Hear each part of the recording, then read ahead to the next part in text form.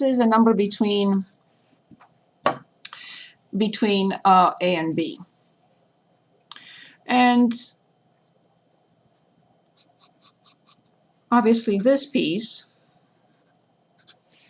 will be what? What do you think this could be replaced by? I mean, what does it mean? What do I write for this piece?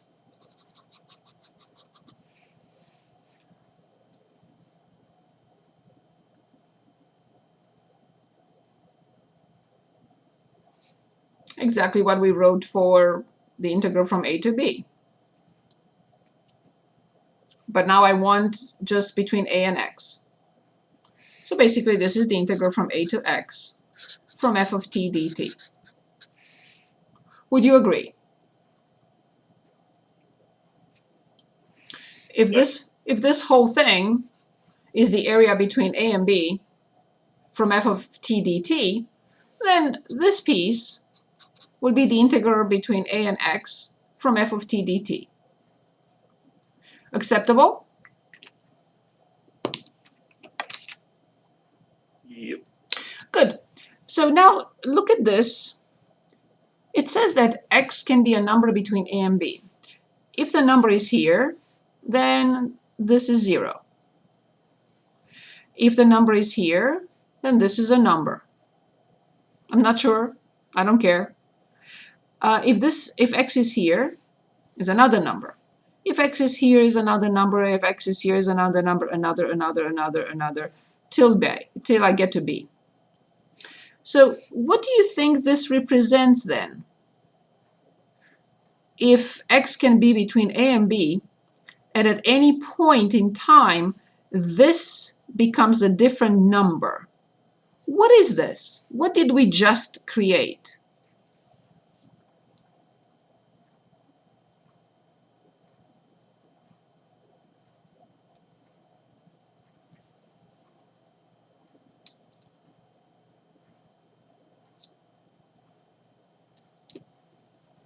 Every time we put in an input and we get a different number, and another input and I get another number, and another input and another number I get.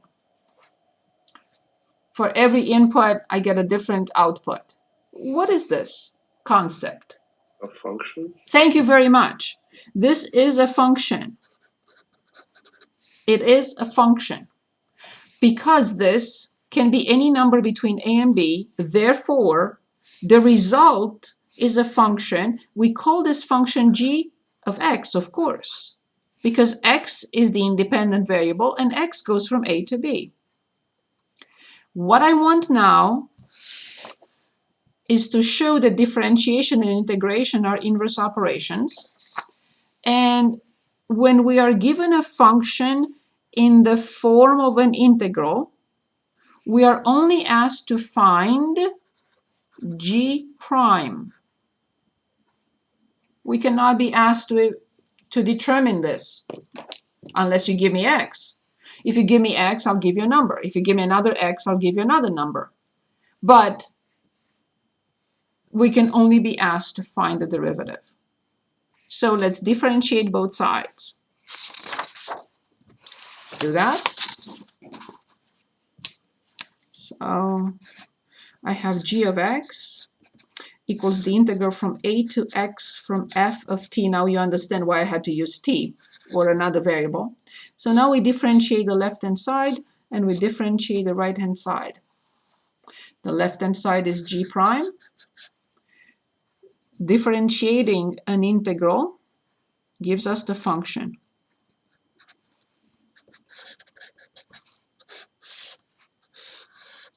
And this is coming from part 1 of Fundamental Theorem of Calculus.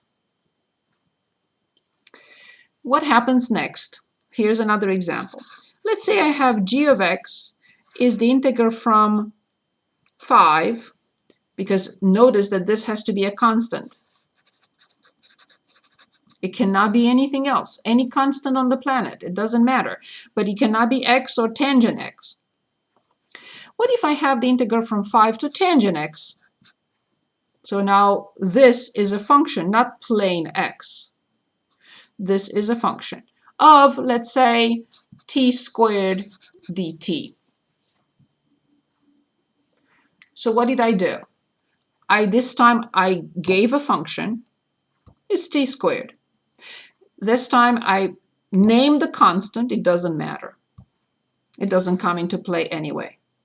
Any constant you want. You want 15, it's going to start at 15. You want 1500, it's going to be 1500, it doesn't matter. It's not coming into play anyway.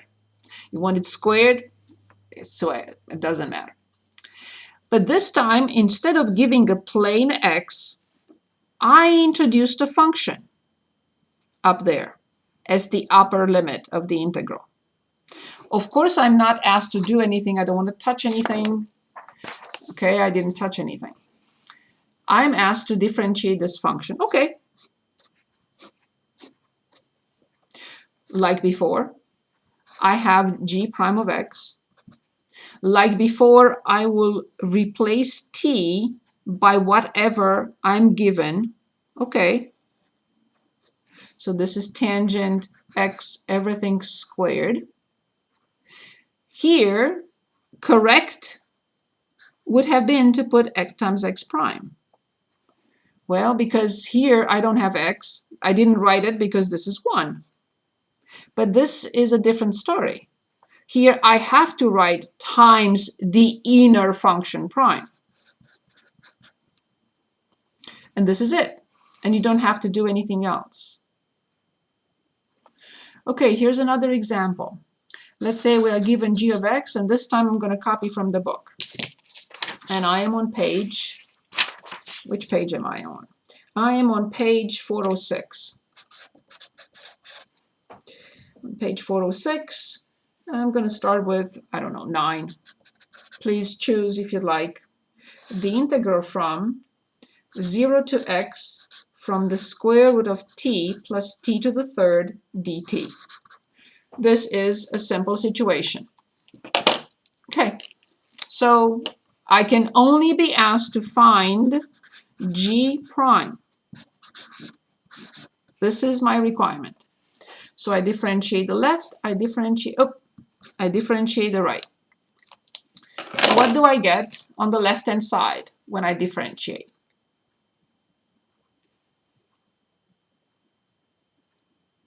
Would it be the square root of x plus x cubed? Yes, indeed. So this is g prime, and the other side is x plus x to the third. Do I have to write times x prime? No, because we know that x prime is 1. There is no need. Okay, that's it. But if we have the integral from h of x, of course, the integral from 1 to, I think it's e to the x, multiplied by natural log t dt. And this is problem 15. Of course, I'm only asked to find h prime, because this is a function. I cannot be asked to find something else. What do I write?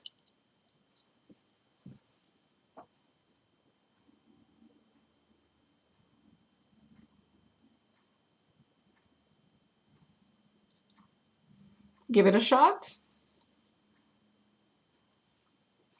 Would it be 1 to the x times ex? We have to do this. We have to do this first. Okay. So natural log ex. Good. Times. Ex. Very good. This one, remember, we have to bring it in front by the power rule. So this will be x e to the x, because natural log e is 1. So what are we trying to do? We are given a function in the form of an integral, and we're asked to find its derivative. Okay, let's look at a few more examples. And now this is the next level. The next example will be slightly more difficult. Okay. I am looking at 19. Next level. Not the top level yet. So y equals the square root from, I'm sorry, the integral from the square root of x to pi over 4 theta times tangent theta times d theta. It's a function given to us in the form of an integral. How do I know? Is because we cannot evaluate this. We can evaluate if the limits are numbers, not if one of the limits or both are functions. So we can only be asked to find y prime. However, let me make sure I'm not touching anything. Okay. However, this function in a form of an integral is not ready for differentiation. How come? Why is it not? I claim that it's not ready for differentiation. It's because of the square root x. Yes, it's not in the right spot. The number has to be at the lower limit and the function or x at the upper limit. If they are reversed, it's not ready for differentiation yet. And there is a property of the definite integral that allows us to swap the limits of integration, but what happens then? We switch the sign. Exactly. Thank you very much. Awesome. Now it's ready for differentiation. So can anyone give us the derivative of this? Let's give it a shot. It's okay if you're wrong.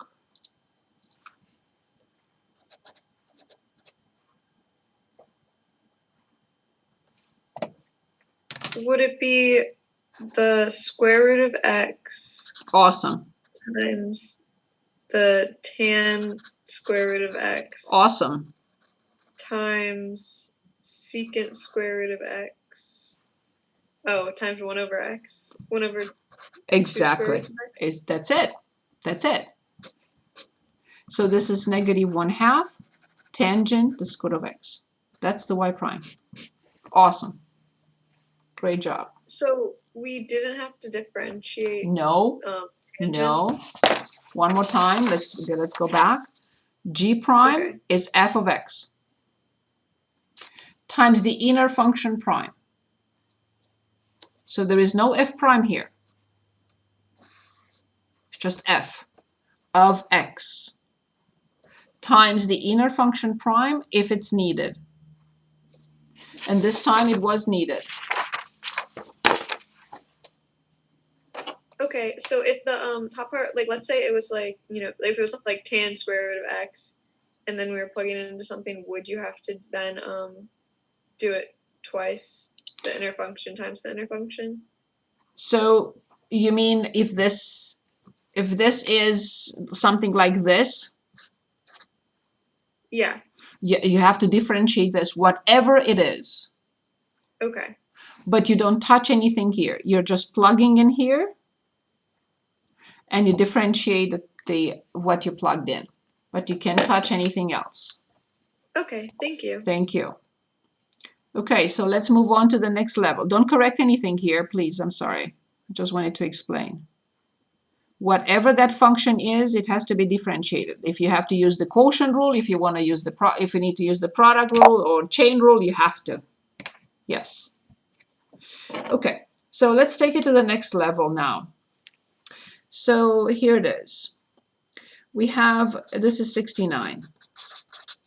We have the integral from f of x, I'm sorry, from x to x squared, e to t squared dt, and this, they denote this by uppercase. It doesn't matter what the notation is here. Of course, the function does not matter. You're not going to touch the function anyway. So I have a problem here. I don't have a number. I cannot differentiate. This is not ready for fundamental theorem of calculus part 1. This must be a number. But any definite integral satisfies a property. And one of the properties that we discussed last time is something like this.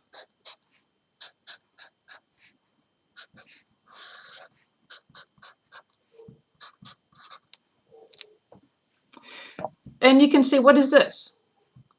You name it. Nobody cares. You can say 0. You can say it's 10. You can say it's 15 million. It doesn't matter. You can just keep it as nothing. So I broke the interval between x and x squared somewhere. I ended up here and I started up at the same point. So you can enter whatever you want. It's not important anyway.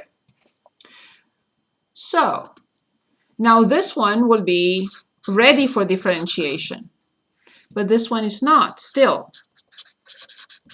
What should I do now? Not to this one, but to this one.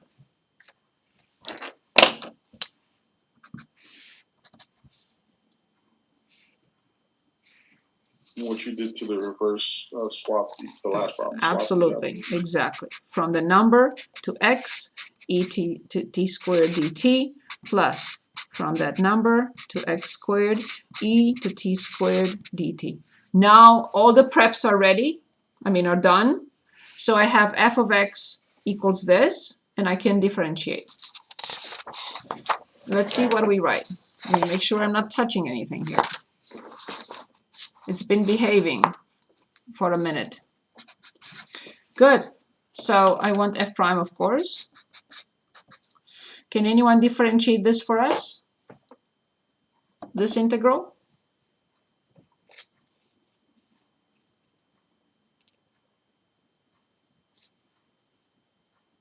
Is that natural law?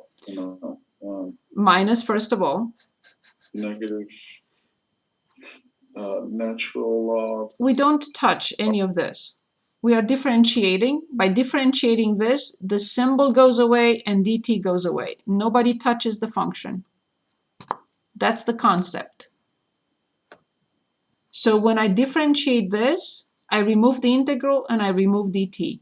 So I only plug in x, nothing else. So x squared times the inner function prime. How much is the inner function prime? 1. That's it. Moving on. We are differentiating this, removing the integral and removing dt. No one touches the function. So this is e, and when I replace x squared and I squared it, I get x to the 4th power times the inner function prime times 2x. That's it. Done. Another one. So we have y equals the integral from cosine x to sine x from natural log of 1 plus 2v dv. Again, we're asked to find y prime. One more time. What are we trying to do? We are showing that when we differentiate an integral, we get the function. We are not touching the function. We get the function. That's all we're trying to do with these examples. So the question is, how do I get y prime? Is this ready for differentiation? No. No. Can anyone help us walk us through the work? It would be the integral from a number to cosine x. If you want to do that, then Or you the integral, sorry. yes, the integral from cosine x to a number plus Number. the integral from the number to sine x. Yeah. And I have to copy the rest. So this is natural log of 1 plus 2v dv and natural log of 1 plus 2v dv. Next step, because it's not ready yet.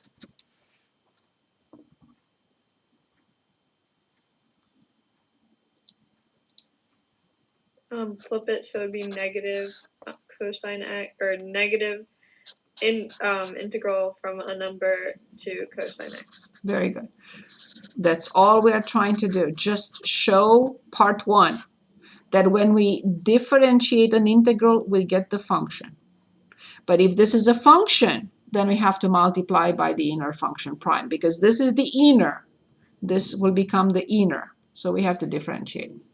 So this is from the number to sine x, natural log 1 plus 2v dv, full stop. And now let's try y prime.